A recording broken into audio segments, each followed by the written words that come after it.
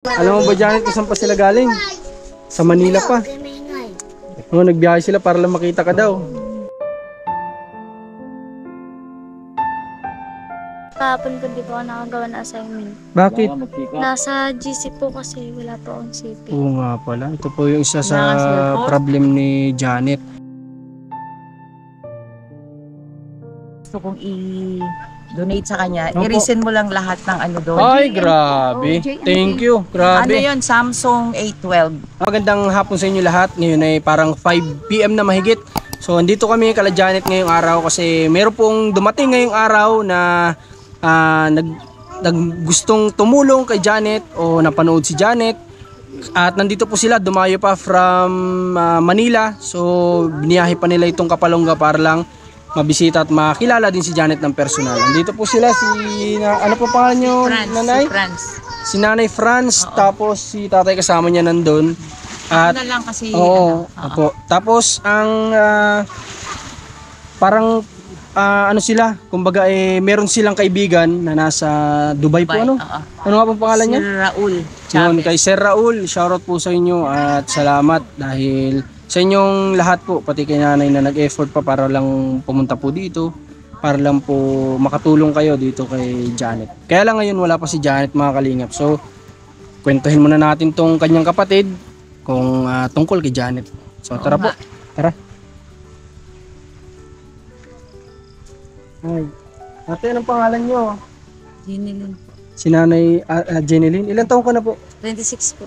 26 ka pa lang pala? Ako. Ilan ang anak mo sa edad na 26? 3 po. 3. Sipag-sipag para maging 5. Hindi lang po 5, gagawin namin 10. 10 ano? Di dapat ate, kapag 3 may family planning ka na.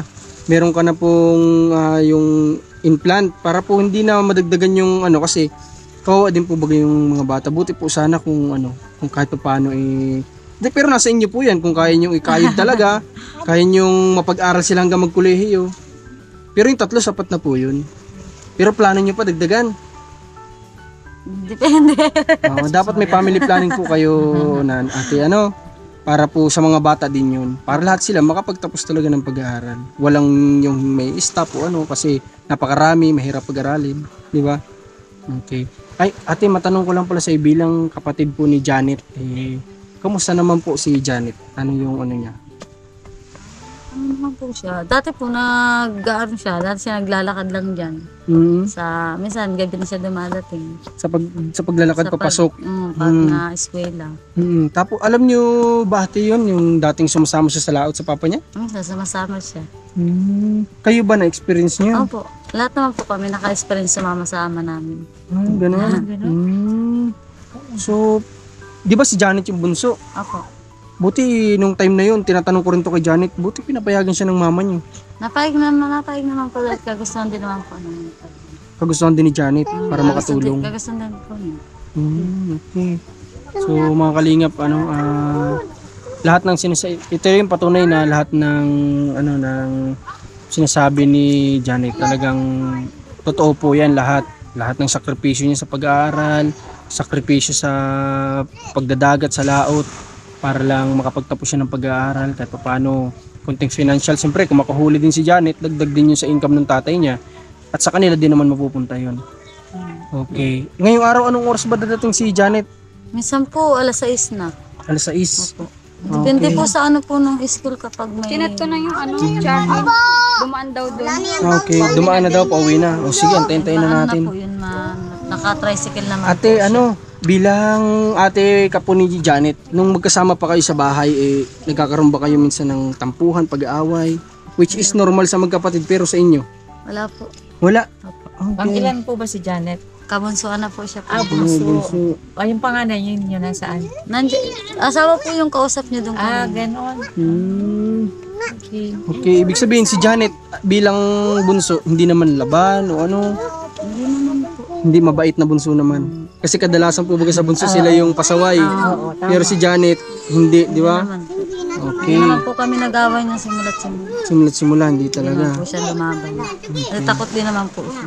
May respeto din sa panganay, kumbaga. Okay. So, antayin natin mga kalingap si Janet. At syempre, mag-share din si nanay ng gusto niya sabihin din kay Janet mamaya pagdating ng nay. Para po kay Janet kung ano yung ano niyo. Ang gusto ko lang naman, sabi ko nga, yung mga used na ano namin doon, pwede kong ipadala dito. Para po ano ma-share din kay Para Janet. ma-share namin sa kanila. Malaking Kasi, tulong 'yun. Ano yung mga sisters ko doon sa amin, lahat binibigay ko na sa kanila. Kaso ngayon, may naipon na naman ako. So sabi ko, ibibigay ko na lang. Ang naisip ko nga, ito si Janet. Opo. Sabi ko nga doon sa kaibigan ko, pagka babalik kami dito para kung gusto niya magpaabot ulit ng tulong, mas maganda po. Kasi alam ko na din naman ang bahay mo, kung paano ko po kayo makontak po, yung gano'n na lang. Anyway, importante may cellphone number na kayo. Ang hirap talaga kasi. Yun lang. At saka gusto ko lang kayong i-congratulate kasi napakaganda ng inyong gawain. Kasi noong papangarap ko na yan, kaya lang, alam mo, pulubi lang naman, pobre lang naman ng lola. Kaya gano'n. Yun lang po. Salamat. Grabe po yung effort nila na from Las Piñas. Hindi po. Ako po ay sa Carmona? Pitex. Sa Pitex ako galing. Doon ako Pitex. sumakay. Okay. From Pitex, papunta po ng Bicol. Hindi po biro ang biyahe dyan. Ang tansya ko po dyan, nung mga time na nagko-commute tayo, ay may 9 to 10 hours yan na biyahe. Hindi po biro. Masakit din sa katawan. Siyempre, natatagtag tayo sa biyahe. Pero sila, tinan nyo, nandito para lang kay mabisita si Janet. Kaya, senior po sila, mga kalingap. 65 na po. 65. Isipin nyo po yun. Talagang, dahil nga sa, siyempre sila nanay po ay naglilingkod din sa kay God. Siguro talagang ginagay din yung kanilang kalusugan ni God. Binibigyan ng lakas. Salamat kami kay God. Pati si Tsaka tatay na nagpapasalamat kasama. din ako sa kaibigan ko kay, Kay si Raul. kay Raul. Kasi siya po yung nagturo sa akin na pumunta dito. Kasi gusto niya nga niyang magpaabot ng kaunting tulong na kaya lang na. Opo, Yung po opo. yun. Sa mga ganito naman po nay, na mga kagaya po nila Janet, ang maliit na bagay po na ay ginto na po yun sa kanila. Tama, yun. Tsaka natutuwa din kami kasi mas mabuti pa nga bigyan yung mga ganitong klase yung tao. They appreciate kahit na yung mga pinakamaliit na ina-appreciate talaga. Appreciate talaga. Opo. Kaya ganun. Salamat ulit sa kanila sa pagpunta dito. So antay-antay lang natin si Janet. Sana maliwaliwanag pa mamaya pagdating ni Janet. Para na sa ganun makamusta din nila nanay na layo pa ng biniyahe. Okay, babalik kami mamaya pagdating pala ni Janet. Tama ang chinelas. Yan. Parang Dito ka anak. parang Bait naman. ba't nakapaka nga Janet? Nakay mama po yung Sinilas? Simula doon sa taas, nakayapa ka? Hindi po. Akala ko simula doon sa taas nakayapa ka. May dinala kami sa'yo anak, groceries. Oh, may pasalubong sa'yo At si saka, Lamam. binilang kita ng kasya ba sa'yo? Tingnan mo Tingnan nga. natin kung kasya. Grabe May dala pa sila ma'am na pasalubong. O Janet, doon ka. Tingnan mo si ma'am kung ano yung dala niya. Para Anak, sa'yo. ito, hindi ko alam kung kasya sa'yo ha. O, tingnan mo nga. Kasya sa'yo yan? O, di ba? Ay, grabe. Tatlo to, nak. Oh. Tatlo ito. Check mo. Tatlo. Tapos, nagdala na rin ako ng jacket kay papa mo kung kasya. Ay, Tapos, ayos. ito naman mga kumot. 3 kumot. Ha? Ay, Ito, ayos 3 kumot yan. Yan yung kumot ko na hindi ko naman ginagamit sa bahay. Oh. Tapos itong bag, hindi ko na dadalhin. Ibibigay ko na sa'yo. Ay, grabe. Para, Salamat. para may magamit ka, anak. Ha? Thank you. Hindi man ako sa nangangako. Tulot na ni Lord, babalikan kita. Oo. Ha?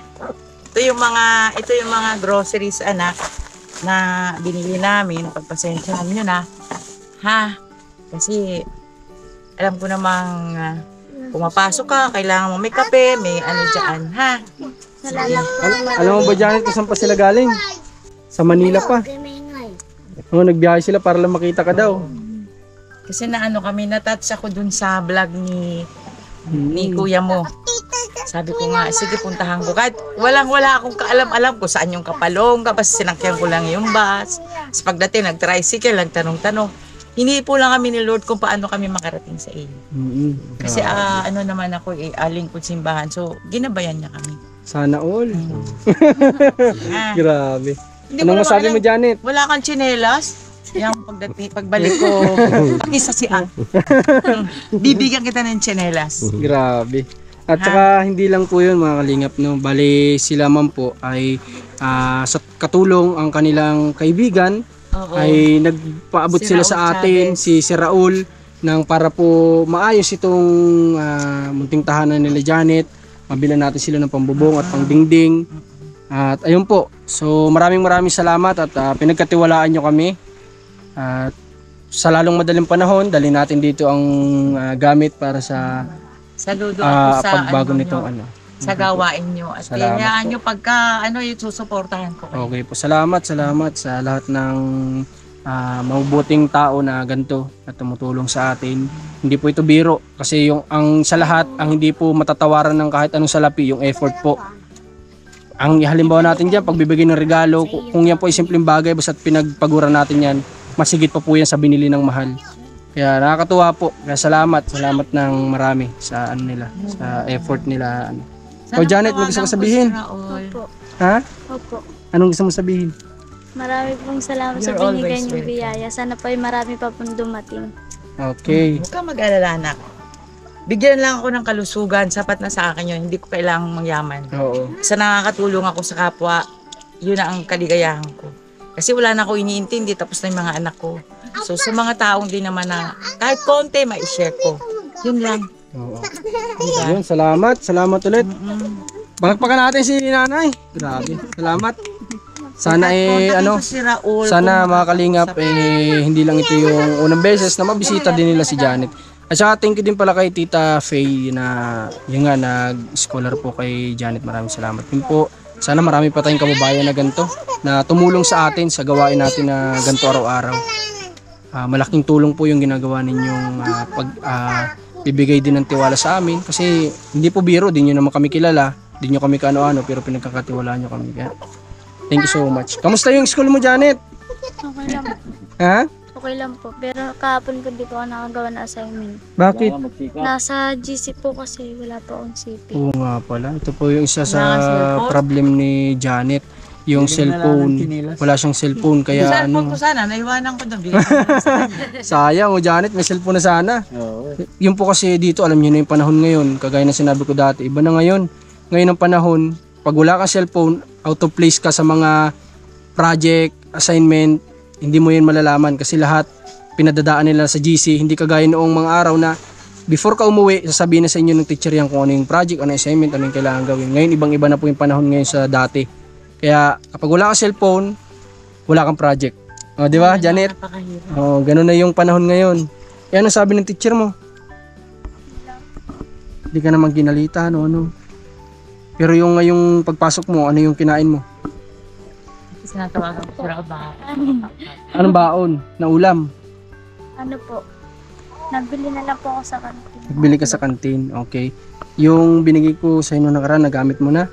Na allowance? Okay na? Okay, salamat. At ayun, sana magtuloy-tuloy yung blessing sa iyo, no?